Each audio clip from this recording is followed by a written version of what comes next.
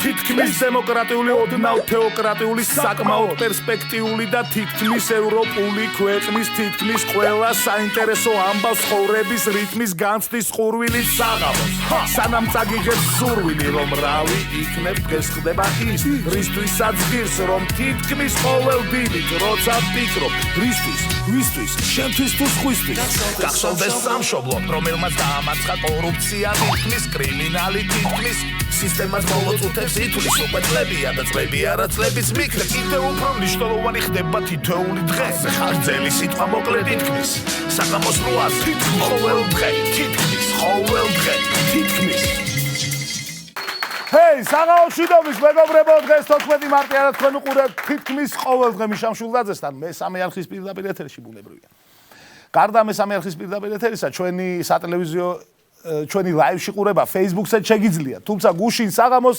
Facebook-ის და Instagram-ის ხარვეზებით მუშაობდა.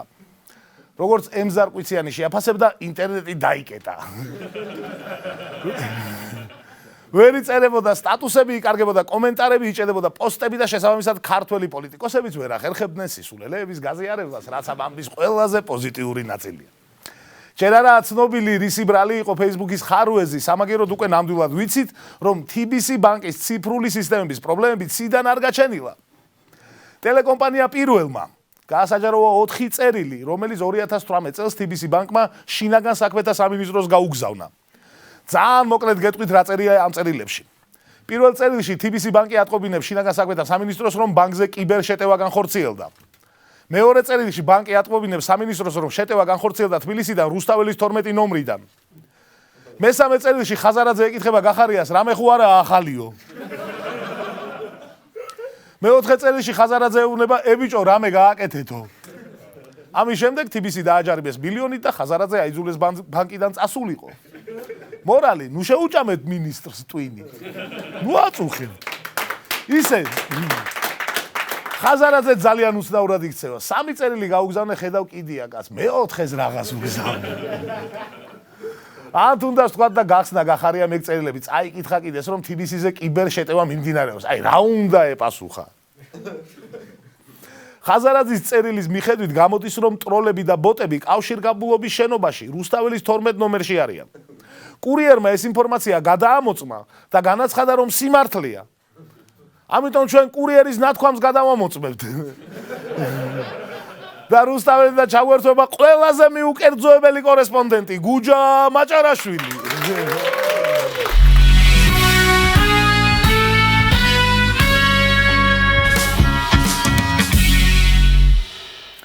გამარჯობა გუჯა. რა ხდება რუსთაველის 12-ში? მიშა თუ შეიძლება კითხვა გამიმეორე კავშირგაბმულობის შენობიდან ხმაური გამოდის და არ მესმის რა. რა ხმაური? აი კომპიუტერის კლავიატურის თქაფათქუფის ხმა ისმის. ეტყობა ეს ბოტები ვიღაცას მიადგენ და ლანძღავენ და ლაფში აგორან.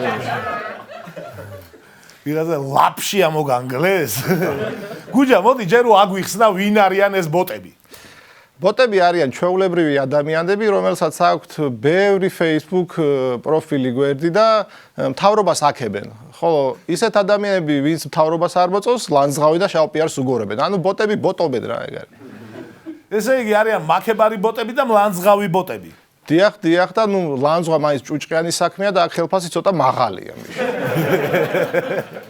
ხო და ქებაში ახლა ბევრს არ იხდია, მაგრამ არავის ლანძღვა არ გიწევს და ცოტა ჯიგარი ბოტი ხარვე. კიდე გითხრა რომ ვინც ისედაც ლანძღავს ან აქებთ ახლა ვინმეს Facebook-ზე, იცოდნენ ამ ხალხმა რომ აქ საქმეში ვიღაცები ფულს იხდიან და მივიდნენ ბოტების ოფისში. მაგის თქმა არ მინდოდა, მაგრამ კი ბატონო იყოს რა. ბოტობა რამდენად სტაბილური სამსახურია გუჯა? სეზონური სამსახურია მიშა. თუ ვინმე არ არის სალანძღავი ან საქებარი, ისე დასაქმებული არ ხარ. გუჯა გამოდის რომ სულ სეზონია. კი ბატონო შედიჯობდეს. და ისე როგორი ტიპები არიან? ჩვეულებრივი ტიპები, მიშა გუშინ მაგალითად Facebook-ი ხო გათიშული იყო და ესე დღეს ნაბახუსებზე მოვიდნენ რა სამსახურში. ეხა გუშინ დაისვენეს გუშინ?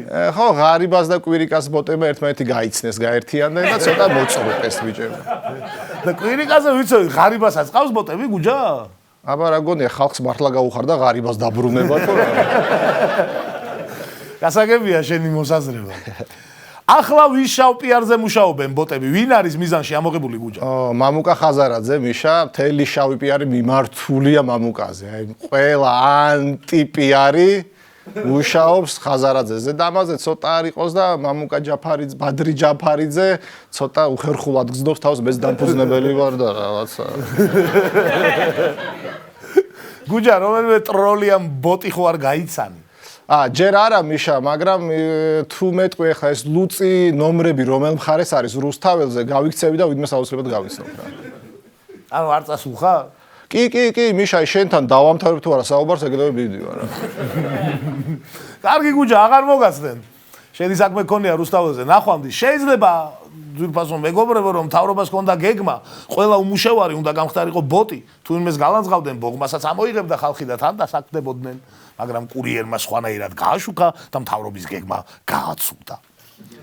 როგორც აღმოჩნდა, ქართველები დიდი და საპასუხისმგებლო საქმეების გამოკვლევისას კომპიუტერებზე მეტად ზებუნებრივ ძალებს უჯერებთ.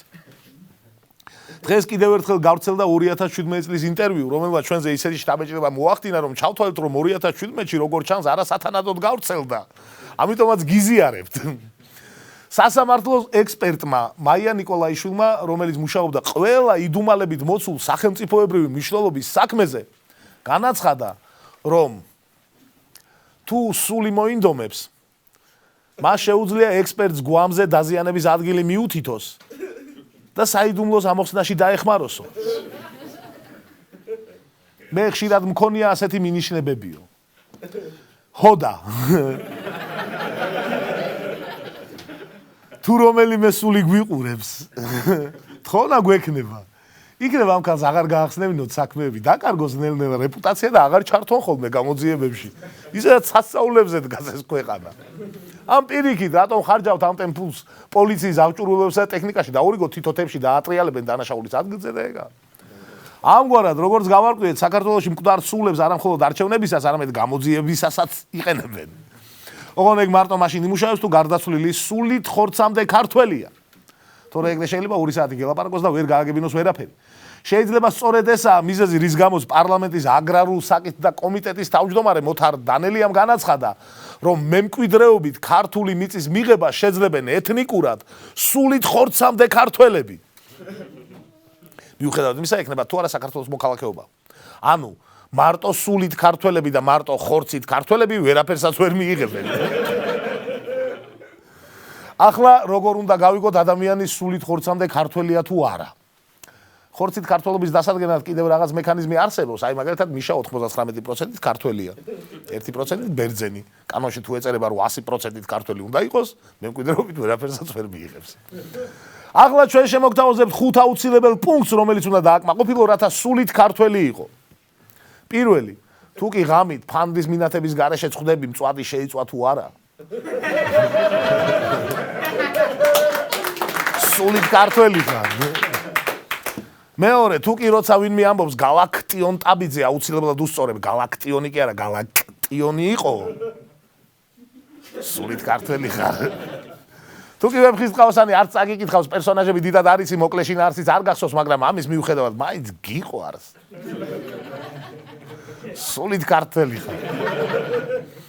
თუ კი ნოემბერშივე იცი, შემდეგი რისი წელი მოდის ჩინური კალენდრით, სულით ქართველი ხარ. და მეხუთე, თუ კი რუბრიკაში 5 პუნქტი დაანონსე, მაგრამ მეხუთეს მოფიქრება დაგეზარა, სულით ქართველი ხარ.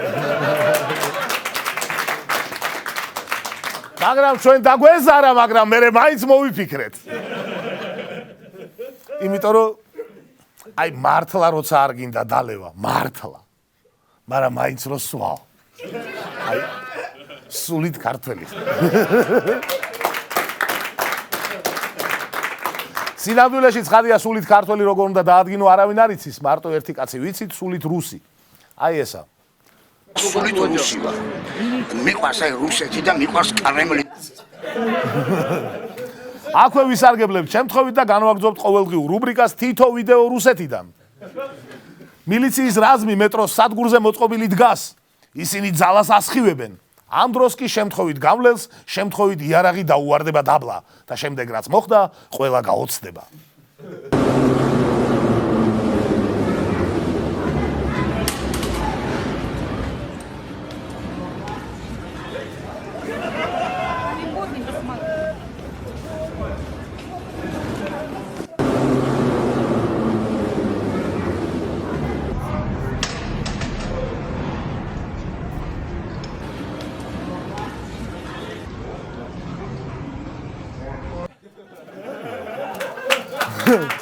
პოლიციამ დაიკიდა კრიმინალი.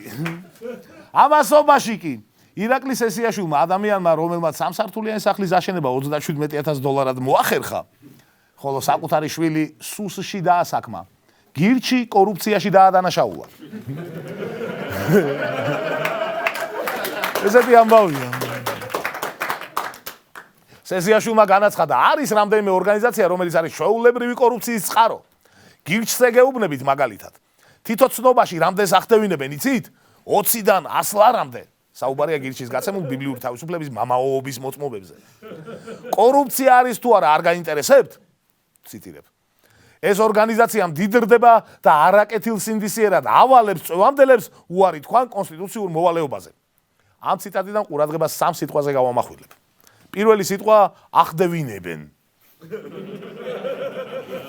ანუ სესიაშვილის გონია რომ როცა მაღაზიაში შედის და პურს ყიდულობს, იმ ფულს თავად კი არ იხდის. ახდევინებენ. მეორე სიტყვა ავალებს. ახალგაზრდები იხვეწებიან ჯარში წასვლას, გირჩი კიდე მოდის და მრისხანად ავალებს უარი თქვან კონსტიტუციურ მოვალეობაზე. და მესამე სიტყვა კი კორუფცია. თავიდან დევალვაცია არის, ამის თქმა უნდა, მაგრამ მე კორუფცია უფრო სალანძღავ სიტყვა ჩათვალა და ეს თქვა სინამდვილეში არც ერთის და არც მეორის მნიშვნელობა არ იცის. იმ მარტივი მიზეზის გამო, რომ ბიბლიური თავისუფლება საკუთარ პროდუქტს ყიდის და ბიუჯეტიდან არ ფინანსდება. საერთოდაც კორუფცია განიმარტება როგორც სახელმწიფო ძალაუფლების არადანიშნულებისამებრ გამოყენება. აი მაგალითად, შენი შვილის არიდება სამხედრო სამსახურისგან. კი ბატონო. სოლად მიმივხვდით. სესიაშვილის ვაჟი ჯარში არაა ნამყოფი. ოღონდ განამართმაიდებელი მამაო არის. რომ თუნდაც მამამისის ლოგიკით არ წასულიყო. არა. ისე უბრალოდ არ წავიდა. თუმცა ქართული ოცნების ნეპოტისტურ რიტორიკას თუ გავითვალისწინებთ, სავარაუდოდ სესიაშვილის თავის გამართლება ასეთი უნდა იყოს. მე რა შუაში ვარ, ჩემი შვილი კია, მაგრამ ჩემი ცოლის შვილიც ხო არის და ხომ გითხრა ჩვენმა პარტიამ, რომ ცოლის ნაცავები ჩვენი ნაცავები არ არის. ამიტომაც იდეა გირჩს, თუ კი სესიაშვილმა გაიტანა თავისი და გირჩის მღვდლებს მაინც წაიყვანენ ჯარში. ამ 15,000 ადამიანს მიეცით ცნობა, რომ სესიაშვილის შვილები არიან. მივაშვილოთ. გირჩის ლიდერი ზურა ჯაფარიძე გამოეხმაურა სესიაშვილს 15,000 ბიბლიური თავისუფლების მღვდელსახურ ახალგაზრდას გამოვიყვან და ვეღარ გიშველის საპატრიარქო. ისე გირჩი სავალდებულო ჯარის წინააღმდეგ იბრძოლა და ახლა ისე გამოდის, რომ საკუთარი ჯარი მოუხოდია. გირჩის თავისუფალ მამაოთა არმია. თან ახლა ეს გათავისუფლებული ხალხი სულ სხვა სულისკვეთებით იბრძოლებს. და ქართული მარშის თუ დაუპირისპირდა ხელს ვერ აწევენ. მამაოა, ძმაო. სულ ირლანდიის და ზემო ელზასის ეპისკოპოსები არიან ესენი. გირჩის მამაოები. ახლა კი სავარაუდოდ რა ხდება სინამდვილეში. სესიაშვილის განცხადებით მას როგორც პარლამენტის თავდაცვისა და უშიშროების კომიტეტის თავმჯდომარეს აქვს პასუხისმგებლობა, რომ წევამდელების დეფიციტი არ იყოს. სხვა სიტყვებით, სესიაშვილს უნდა გეგმის შესრულება. თორემ მას როგორც უშიშროების კომიტეტის თავმჯდომარეს სამსახურში შეექმნება პრობლემები. ეს არაა სამშობლოს ბედით გულანთებული ადამიანის мотиваცია. ესაა იმ ადამიანის мотиваცია, რომელმაც ვიღაცას კონკრეტული რიცხვები უნდა ჩააბაროს. და სწორედ ეგაა ტრაგედია, რომ ამ პრინციპით მუშაობს მთავრობის უმეტესი ნაწილი. გავაკეთო არა საიმისოდ, რომ სასარგებლო და საწიკეთო იქნება, არამედ გავაკეთო საიმისოდ, რომ ვიღაცამ დამავალა და იმას ჩავაბარო. ხოლო ერთადერთი პოლიტიკოსი, რომელიც ასე არ იქცევა, უბრალოდ ძის და ამ ყველაფერს იბარებს. პანამელი ინვესტორი. დღეს პის დღეა, მესამე თვის 14 რიცხვი. გილოცავთ ყველას განსაკუთრებით მათემატიკის მოყვარულებს, ხოლო მათემატიკის მოყვარულებს, რომლებიც სამართალშიც ერკვევით. გთავაზობთ ასეთ ამოცანას. მარნეულის გადამდგარი მერი თემურ აბაზოვი ციხეში ყოფნის დროს ხელფასის განაცდურის აღებას ითხოვს. ჯამში 32,000 ლარს. ახლა თქვენ თვითონ ამოხსენით ამოცანა. იმისთვის რომ დავადგინოთ თემურ აბაზოვის უსინდისობა. საჭიროა თუ არა ვიცოდეთ, რამდენი ქონდა ხელფასი და რამდენი თვით იჯდა ციხეში. თუ დაგავიწყდათ, შეგახსენებთ, რომ თემურ აბაზოვი დააკავეს იმის გამო, რომ მარნეულის ერთ-ერთ მკვიდრ სახეზე შარდი წაასმევინა პირადი შეურაცხყოფის მიზნით. ხო და ახლა ეს ადამიანი 32,000 ლარს ითხოვს. ამ ნიუსით გავიგეთ, რომ შეიძლება წლების განმავლობაში შენს თანამდებობას იყენებდი არასწორად ძალადობდე საკუთარი რაიონის მოქალაქეებზე, რაშიც ამავე მოქალაქეების ხელფასიდან ჩამოჭრილი ფულით თვიურად მიიღებ 4500 ლარ ხელფასს. და თუ ვინმე მესამეები გაიგო და ციხეში ჩაქსვა, შეგიძლია 7 თვეში 10000 ლარით, ანუ 2 თვის ხელფასით და მაქსიმუმ 1000 ლარიანი ვიბუსით გამოხვიდე. და მე ეს ფული უკან მოითხოვო. ჯერჯერობით სანამ დადგინდება ეს მოთხოვნა სამართლებრივია თუ არა, მოდით აბაზოვის მოთხოვნა გაუგონარ თავხედობად დავაკვალიფიციროთ. და აქვე რუბრიკა მართლა ყველგან შეიძლება ოპტიმისტური ხედვა. ჩრდილოეთ კორეაში ჩატარდა არჩევნები, სადაც მხოლოდ ერთი პარტია მონაწილეობდა და ხმების 100% მიიღო. ამომრჩევლის აქტივობა კი 99.99% იყო. ანუ 0.01%-მა უარი განაცხადა ამ ფარსში მონაწილეობის მიღებაზე. ანუ ჩრდილოეთ კორეაში დაახლოებით 2400 კაი ტიპია. და აქედან ვერც ფულს გავუგზავნით, ვერც მეშის მივწერდა. რავი, ტაში მაინც დაუკრა ჩვენგან გულიანი. ჩრდილოეთ კორეა აიხავს. ახლა კი რუბრიკა რაღა დარჩა. ევროკავშირის აუდიტორებმა ატმოსფერული ჰაერის შეამოწმეს და აღმოჩნდა, რომ საქართველოში ჰაერის ხარისხი არ არის ევროკავშირის მიერ დაწესებულ ნორმებთან შესაბამისობაში. გარდა ამისა, Daily Mail-ის ცნობით, საქართველო იმ ქვეყნების სიაშიც მოხვდა, სადაც ონკანის წყლის დალევა საშიშია. შეგახსენებთ, ყველაზე მეტად ადამიანს სჭირდება ჰაერი, შემდეგ წყალი და შემდეგ საკვები. სანამ დემოკრატიას მოვითხოვთ, აზე ხართ მანამდე რამდენი გვაქვს მოსათხოვი ჯერ. მასლოუს პირამიდის გამოტანა გვინდოდა აქ, მაგრამ აღარ მოგიშლით ნერვებს. ამ შეფასების გარდა გამოქვეყნდა კიდევ ერთი ამჯერად უკვე ამერიკის შეერთებული შტატების სახელმწიფო დეპარტამენტის ანგარიში, სადაც საქართველოს შესახებ კრიტიკული შეფასებები დაფიქსირდა. კრიტიკა ეხებოდა ავგან მუხთარლის, მაჩალიკაშვილის სარალიძის, არჩილ ტატუნაშვილის და კიდევ სხვა მრავალ საქმეს. საქართველოს საგარეო საქმეთა მინისტრის დავით ზალკალიანის განცხადებით, ამერიკის შეერთებული შტატების ანგარიში წარმოდგენილია, ციტირებ, სხვადასხვა არასამთავრობო ორგანიზაციების და ოპოზიციური პარტიების შეფასებების კომპილაცია. ეს ახლა განათლებული კულტურული კაცია და ესე თქვა. ბიზნესმენმა პირდაპირ თქვა, რუსთავი რო გამართო ყველაფერი კარგად იქნება. აი იუსტიციის უმაღლესი საბჭოს წევრმა სერგო მეთოფიშვილმა კი ამერიკის შეერთებული შტატების კრიტიკის გამო პირდაპირ დაადანაშაულა ოპოზიცია, NGO-ები და პირადად საერთაშორისო გამჭვირვალობა საქართველოს დირექტორი ეკა გიგაური. მერე კი დაამატა, ეს არის ასე ვთქვათ ფანტაზიები და მისი ჭორები. მე ბევრი ჭორი ვიცი ქალბატონ გიგაურთან დაკავშირებით, მათ შორის რეალობაც ვიცი. ხო და ბატონო სერგო, ნუ გვიწევთ, თორე ჩვენ უფრო მეტი ჭორების მოგონება შეგვიძლია თქვენზე. აი მაგალითად. თურმე სერგო მეთოფიშვილი ადრე ცუდ რაღაცეებს ჩადიოდა და ახლა ცუდ რაღაცეებს ჩადის. ამ ანგარიში საუბარი იყო მედიაზეც, რომელიც ან მიკერძოებულია, ან ზეწოლის მსხვერპლი. სხვას თუ არა ჩვენი გადაცემა მედიის მიკერძოებულობის გამოსწორებას მაინც აიღებს საკუთარ თავზე. რაც შეგვიძლია ვაკეთებთ, დანარჩენს კი თქვენ მიხედეთ. მაშასე რუბრიკა არასწორი სათაურები. პირველი, ბანკი ქართულ რუსთავიორს უჩივის. ამ სათაურს ც აკლია. ბანკი ქართუც რუსთავიორს უჩივის. მეორე, საქართველოში ჰაერის ხარისხი ევროკავშირის მიერ დაწესებულ ნორმებთან შეუსაბამოა. ანგარიში გეტყვით რა არ მომწონს ამ სათაურში. ჰაერის ნაცვლად რა სიტყვაც არ უნდა ჩასვა, მაინც იმართლე გამოდის. მეტი ორიგინალურობა მეგობრებო. მესამე, ხედავთ რუსეთის აგრესიულ ქმედებებს საქართველოსა და მისი მოქალაქეების წინააღმდეგ. აქ სიმართლეა ყველაფერი, უბრალოდ სათაურის სტილისტიკასთან გვაქვს პრობლემა. აი ხომ გონიათ რომ ლელაკაკულია თქვა ეს. სინამდვილეში ნატოს გენერალ-მდივნის იენს სტოლტენბერგის განცხადება.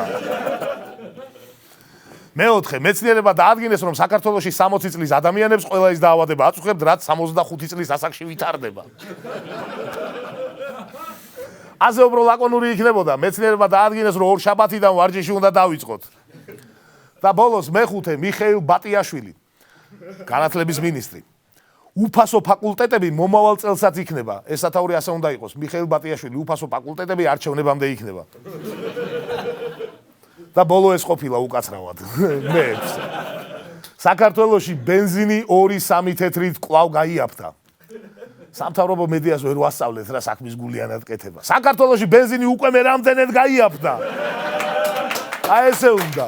დღეისათვის ეს იყო და შევხვდებით ხვალ 20 საათსა და 20 წუთზე მესამე პირდაპირ ეთერში. მოვალ შეხვედრამდე მეგობრებო. თითქმის დემოკრატიული, ოდნავ თეოკრატიული, საკმაოდ პერსპექტიული და თითქმის ევროპული ქვეყნის თითქმის ყველა საინტერესო ამბავს ხოვრების რიტმის განცდის ხურვილის საღამოს. სანამ წაგიგებს სურვილი, რომ რავი იქნებ დღეს ხდება ის, რისთვისაც ღირს, რომ თითქმის ყოველ დილით, როცა ვფიქრობ, რისთვის, ვისთვის, შენთვის თუ სხვისთვის, გახსოვდეს სამშობლო, რომელმაც დაამარცხა კორუფცია, თითქმის კრიმინალი, თითქმის სისტემას მოვაწუთებს ითვლის უკვე წლებია და წლები არა წლების მიქრე კიდევ უფრო მნიშვნელოვანი ხდება თითოეული დღე ხარჯელი სიტყვა მოკლედ ითქმის საღამოს 8-ას თითქმის ყოველ დღე თითქმის